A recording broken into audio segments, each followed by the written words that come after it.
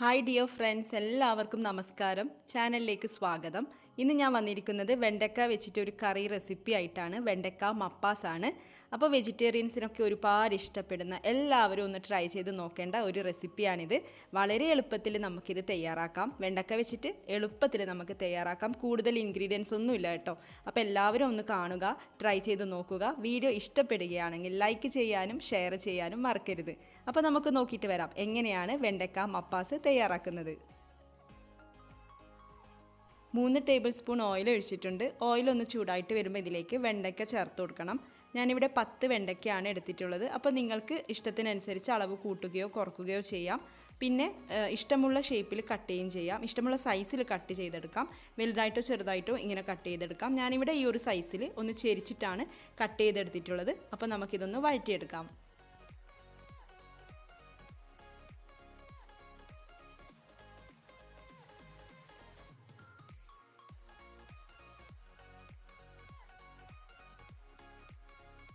ഇതിവിടെ law to medium ഫ്ലെയിമിൽ ഇരിക്കട്ടെ. ആ ഒരു സമയം കൊണ്ട് നമുക്ക് കുറച്ച് കാര്യങ്ങളൊന്ന് അരച്ചെടുക്കാനുണ്ട്. എന്തൊക്കെയാണെന്ന് നോക്കാം. മിക്സിയുടെ ജാറിലേക്ക് 1/4 ടീസ്പൂൺ മഞ്ഞൾ, 1 ടീസ്പൂൺ മുളക് പൊടി ചേർത്ത് കൊടുക്കാം. 1/2 ടീസ്പൂൺ കുരുമുളക് പൊടി ചേർത്ത് കൊടുക്കാം. പിന്നെ ഈ ഒരു സൈസിലുള്ള പട്ട, ചെറിയൊരു കഷ്ണം മതി, പട്ട ചേർത്ത് കൊടുക്കാം. 1/2 ടീസ്പൂൺ പെരിഞ്ജീരകം ചേർത്ത് കൊടുക്കാം. 3 ഏലക്കായ ചേർത്ത് കൊടുക്കാം. പിന്നെ ആവശ്യത്തിന് വെള്ളം കൂടി ഒഴിച്ചിട്ട് ഒന്ന് നന്നായിട്ട് തിക്കായിട്ട് അരച്ചെടുക്കണം. ഞാനിവിടെ ആദ്യം 2 ടേബിൾ സ്പൂൺ മാത്രമേ ഒഴിക്കുന്നുള്ളൂ. പിന്നെ നോക്കിയിട്ട് ഒഴിച്ചു കൊടുക്കാം. എന്നിട്ട് നമുക്കിത് തിക്കായിട്ടൊന്ന് അരച്ചെടുക്കാം. ഈ ഒരു സമയം കൊണ്ട് വെണ്ടയ്ക്ക് ഇവിടെ വാടി തുടങ്ങിയിട്ടുണ്ട്. ഓവറായിട്ട് റോസ്റ്റ് ചെയ്തെടുക്കൊന്നും വേണ്ട, ജസ്റ്റ് ഒന്ന് വാടി തുടങ്ങിയാൽ മാത്രം മതിയാവും. അപ്പോൾ നമുക്കിതങ്ങ് മാറ്റി വെക്കാം. എന്നിട്ട് ഇതേ ഓയിലിൽ തന്നെ ബാക്കി കാര്യങ്ങൾ ചെയ്തെടുക്കാം. ആവശ്യമെങ്കിൽ കുറച്ചുകൂടെ ഓയിൽ ചേർത്ത് കൊടുക്കണം. നമുക്കിതിലേക്ക് ആദ്യം ഇഞ്ചി ചേർത്ത് കൊടുക്കാം. ചെറിയൊരു കഷ്ണം ഇഞ്ചി ചെറുതായി അരിഞ്ഞത് ഇതിലേക്ക് ചേർക്കാം. പിന്നെ ഒരു സവാള ചേർത്ത് കൊടുക്കാം. ഒരു സവാള ഇതുപോലെ നീളത്തിൽ അരിഞ്ഞിട്ട് ചേർത്ത് കൊടുക്കാം. ആവശ്യത്തിന് കറിവേപ്പില, 1-2 തണ്ട് കറിവേപ്പില കൂടെ ചേർത്തിട്ട് ഒന്ന് നന്നായിട്ട് വഴറ്റിയെടുക്കാം.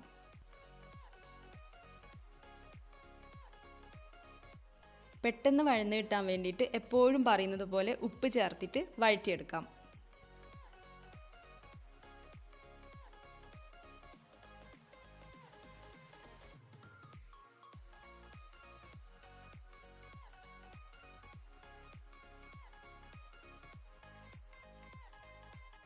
സവാള ഇവിടെ വഴന്ന് വന്നിട്ടുണ്ട്. ഇനി ഇതിലേക്ക് നമ്മൾ നേരത്തെ അരച്ച് വെച്ചിരിക്കുന്ന മസാല പേസ്റ്റ് ചേർത്ത് കൊടുക്കാം. എന്നിട്ട് വീണ്ടും നന്നായിട്ട് വഴറ്റിയെടുക്കണം. ഇതിൽ ചേർത്തിരിക്കുന്ന പൊടികളുടെയൊക്കെ റോസ് സ്മെല്ല് മാറുന്നത് വരെ വഴറ്റിയെടുക്കാം.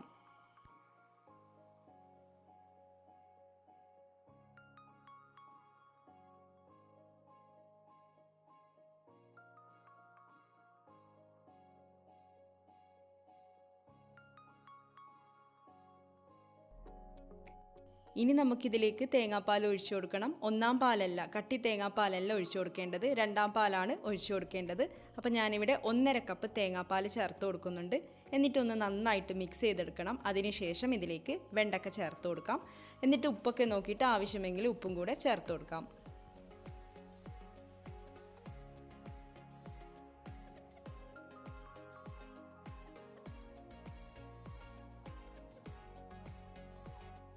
ഇനി നമുക്കിത് അടച്ച് വെക്കാം. വെണ്ടക്ക നന്നായിട്ട് കുക്കായി വരട്ടെ. മാത്രമല്ല ഗ്രേവി തിക്കായി വരികയും വേണം.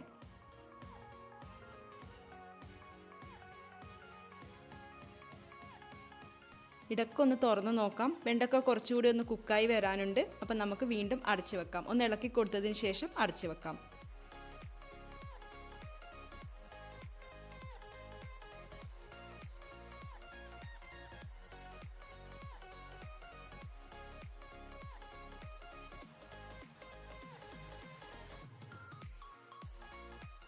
ഇപ്പോൾ വെണ്ടക്ക നന്നായിട്ട് വെന്ത് വന്നിട്ടുണ്ട്. ഗ്രേവി കുറുകി വന്നിട്ടുമുണ്ട്. ഇനി നമുക്കിതിലേക്ക് തേങ്ങാപ്പാൽ, കട്ടി തേങ്ങാപ്പാൽ 1-ാം പാൽ ഒഴിച്ചു കൊടുക്കാം. 1/2 കപ്പ് 1-ാം പാൽ ഒഴിച്ചു കൊടുക്കാം. എന്നിട്ടൊന്ന് നന്നായിട്ട് മിക്സ് ചെയ്തെടുക്കണം.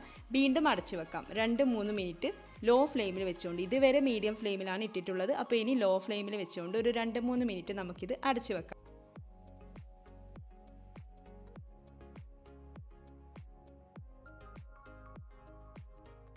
2-3 മിനിറ്റ് കഴിഞ്ഞിട്ട് ഒന്ന് തുറന്ന് നോക്കാം. കറി ഇവിടെ റെഡി ആയിട്ടുണ്ട്.